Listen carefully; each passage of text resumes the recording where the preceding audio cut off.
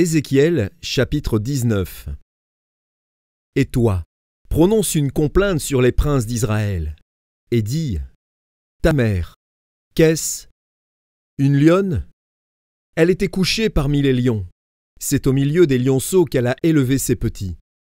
Elle éleva l'un de ses petits, qui devint un jeune lion, et qui apprit à déchirer sa proie. Il dévora des hommes. Les nations entendirent parler de lui, et il fut pris dans leurs fosses.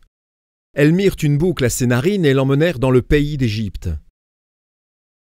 Quand la lionne vit qu'elle attendait en vain, qu'elle était trompée dans son espérance, elle prit un autre de ses petits et en fit un jeune lion. Il marcha parmi les lions, il devint un jeune lion, et il apprit à déchirer sa proie.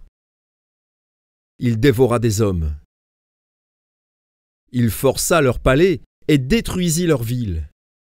Le pays, tout ce qui s'y trouvait, fut ravagé, au bruit de ses rugissements. Contre lui se rangèrent les nations d'alentour, des provinces. Elles tendirent sur lui leurs raies, et il fut pris dans leurs fosses. Elles mirent une boucle à ses narines, le placèrent dans une cage, et l'emmenèrent auprès du roi de Babylone. Puis elles le conduisirent dans une forteresse, afin qu'on n'entende plus sa voix sur les montagnes d'Israël. Ta mère était, comme toi, semblable à une vigne, plantée près des eaux. Elle était féconde et chargée de branches, à cause de l'abondance des eaux. Elle avait de vigoureux rameaux pour des sceptres de souverains. Par son élévation, elle dominait les branches touffues.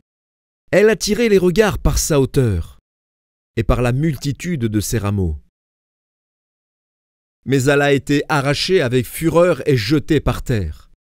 Le vent d'Orient a desséché son fruit. Ses rameaux vigoureux ont été rompus et desséchés. Le feu les a dévorés.